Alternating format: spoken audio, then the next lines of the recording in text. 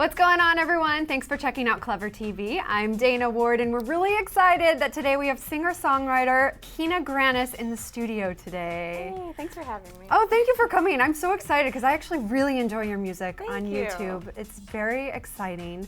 And I kind of just want to put things in perspective for our viewers. All right. I just checked today, 38th most viewed musician on YouTube. I mean, you've beat out like Vivo for Taylor Swift and Black Eyed Peas. I mean, that's kind of impressive. It's pretty crazy, but Yeah. pretty awesome. Pretty awesome, right? So how did you first get your start on YouTube?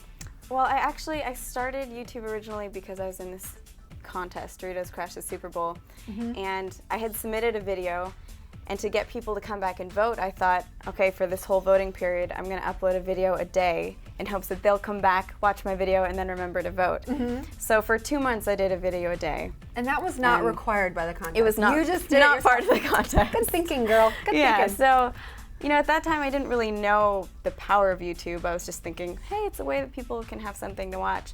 And over those 2 months, I realized, whoa, something is going on here, And so I stayed on after that and have kept posting videos steadily, and it's been really exciting. Wow, now rewind back to this contest, because this was a few years ago, actually, and I was watching the video and I was thinking to myself, I remember when you won this contest. What was it like being at the Super Bowl and realizing you won out of all the musicians out there? It was incredibly surreal and bizarre.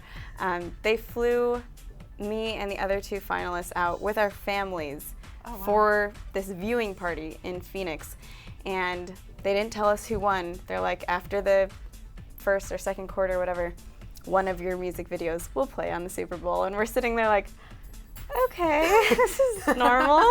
This is very uncomfortable, but I remember it starting. It's very dramatic, like goes black, and then I hear my guitar start, and then I'm just bawling in a heap with my family. We're all just crying, and I wasn't really sure what it meant at the time, but I knew, okay, something's changing right now, And tell us a little bit about the song that you created and the video that you created for this particular event.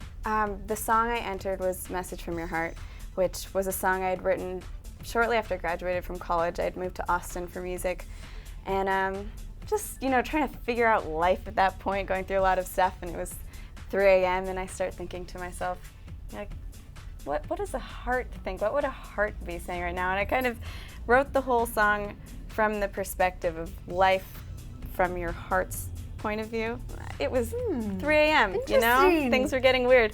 But I wrote the song, and then I'd never made a video before, so I thought, maybe I'll record this for fun. And I kind of shot it in my room. It was up till 8 a.m., kind of getting really weird. And I posted it in the morning. I only showed it to my family. I was like, is this okay?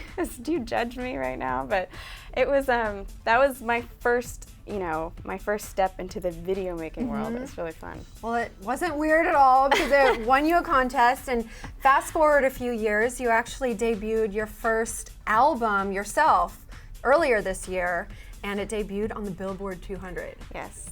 Again, insane. You've got luck. Can I just touch you? I wanted to rub off. It's been really crazy. Getting on Billboard was just really awesome for me and all the people that have been supporting me for so many years, because it really is only because of those people who have been, out there sharing my music and supporting me from the beginning. So it felt really good. We were like, yay, high five. And I'd imagine that it'd be a labor of love, as a lot of artists say. How much time and effort and what kind of went into making that album? It was pretty crazy. It took basically a year to record, produce, mix, etc. until it was done. And you do it all. I worked with a producer, and I was there every day. We're trying to figure it out, and it was so much more work than I anticipated. I was kind of like, well, okay, we're starting the album now. We'll release it in 3 months. Yeah, no problem. And then, no, that's not quite how it went. It was a lot of work, but I learned so much about producing and mixing, and about kind of bringing out the character of a song and not losing that when you produce it. And so it was exciting, yeah. And of course, I would love to hear you describe what your music sounds like, since you are the expert. Well, let's see. I'm really bad at that one. But I would say there are the songs that are kind of like happy and light, and then there are the songs that are somewhat melancholy but hopeful. And I try to keep a balance between there, lest I make everyone really sad or way too happy with themselves. But I try to keep a theme of being positive because, you know, I feel like the sad songs sometimes are easier for me to write, but in writing them, it's kind of a way for me to process what I'm dealing with and try to come out of it with something better than just being sad and mopey, you know? Yeah, and you've had like a crazy amount of tracks on that album. It's very impressive how many tracks you actually included on it. What would you say your favorite song on there is? I can't do it. It's like they're my What about babies. your top 3? Like, top 3, oh my goodness. Or is there one that just has a really special meaning to you that you can share with us? Let me think. Now there's like hundreds of songs bubbling in my head. Go away. I mean, Message for one is important because that's the one that started everything. Yeah. And you know, whenever I go on tours and I'm playing shows, I always end on Message. And there's this part at the end, it's like the heartbeats of the song, and everyone sings with me.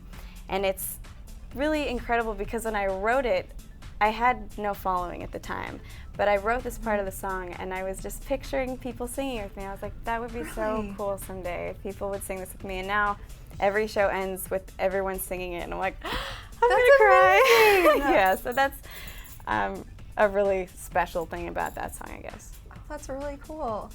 And you've been on tour, you know, in fact, is it part 3 of your tours coming up? I think so. I'm Part kind 3? of starting to lose track. Oh I my think it's 3, goodness. yeah. Well, you're going to Europe Yes. in October. Yes. It's very exciting.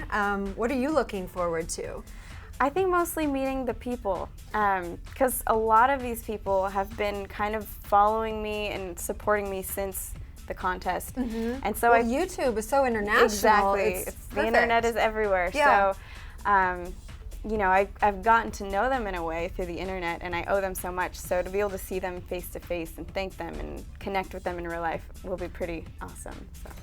And since you have been on tour, what's your favorite part about performing live versus making the videos for the internet and making an album? Yeah, I think it's the energy of being with real people. You know, when I'm sitting in my bedroom with a computer in front of me, it's not so inspiring, but I know that it is going out to people. But being there in a show and having people be able to talk to me and interact and really see the translation between like YouTube names or Twitter names to real faces and people that I can talk to after the show is really incredible. The fans exist. Yeah, They're it's real. You're not just little robots.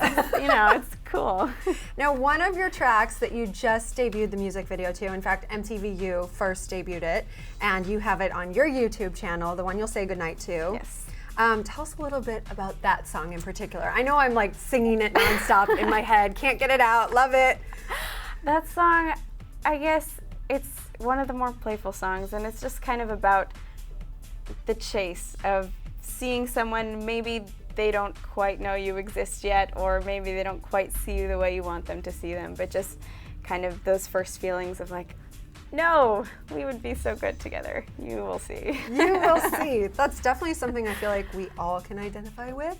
And I think it's really cool in the music video. It's almost like, I felt like you were Cinderella or something. You like lost your guitar and then yeah, the guy brings it to you. It was pretty Tell fun. us a little bit about the storyline and like what it was like behind the scenes shooting the video. Behind the scenes of this video was a little interesting. We kind of made up the story as we went. Really? We got there and we had a couple things going on, couple ideas, and the sun's going down. We're like, okay, let's do this. And so we just start walking around this area, and the story kind of just came together. Like, well, we know there's a guy, we know there's a band, and it kind of just came together, this thing of, you know, I'm singing and he keeps like someone's calling to him, and by the time he gets there, I'm gone. And you know, at the end we find each other, and then who knows? Who knows what happens? Who knows? Only you know. Yeah. But so who is this dude in the music video? Chester C. He's a good friend of mine, another YouTuber, also very talented singer-songwriter, and I thought he'd be really good for the part, and he was totally down, so it was really fun to work with him. Very neat. And I know you've collaborated with some other YouTube musicians. Can you talk a little bit about that? It's been really fun. I've done things with David Choi and AJ Raphael and Boyce Avenue, Daystorm and people, and I think, well, they're all incredibly talented, but the thing that's really fun is I feel like all the YouTubers, there's a connection, like we're family, or you meet them and it feels like a high school reunion because you all know each other before you meet, and then you see just like, hi, yeah, I don't know you, but So it's really fun when we all get together. I feel like everyone's always really excited and happy to be around each other. Did you learn anything surprising about any of these YouTube musicians? I think the most surprising thing has been that they're all just really good people. Like, you might think that, oh, it's a friend and they have this YouTube personality, but so far all the YouTubers I've met are just good, nice people, and I love them. It's awesome. That's so good to hear. Yeah. That's excellent to hear. So what is next for Kina? When can we get some new music? I know you just launched all this new music, and it's amazing, but what's coming up? Well, this summer I'm starting to take some time to write again because I've been, working on this album so long that I've drifted away from the art and the creation process. So I'm trying to give myself some time and space to sit with my guitar and create again. So hopefully I'll get to release little things here and there over the next year and then an album someday. Now, what is your creation process? Where do you find inspiration? I think everywhere. There's never a direct link in my mind, like, that inspired me to write this, or this person did, or this song. But I think it all kind of feeds into me, and then when I'm actually writing, it's not a very intentional thing. It's like I'm sitting around, messing around, and then it kind of hits, and a song comes out in half an hour or an hour, and I'm like not sure what's going on, and then it's over, and I'm like, I just wrote a song. What happened? So it's a pretty weird thing for me.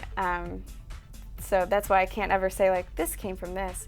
But when I look back, I always feel like, oh, that does really connect to my life. I guess I kind of knew what I was talking about, but it's a pretty strange process for me. Very cool. And one last thing, I think it's really cool that you perform different covers from different genres. You have some like Simon and Garfunkel, you have Rihanna. Since Justin Bieber is so popular right now, especially he kind of got his start on YouTube, would you do a Justin Bieber song? Or I actually did a Justin you Bieber song. You did do a Justin Bieber song. I need to see that ASAP. Yeah, I think it was Baby. Yeah, okay. It was a while ago. But it was fun. It's cool to take a song from a totally different kind of sound and try to make it your own and connect to it in your own way, So it's always a fun challenge for me to do.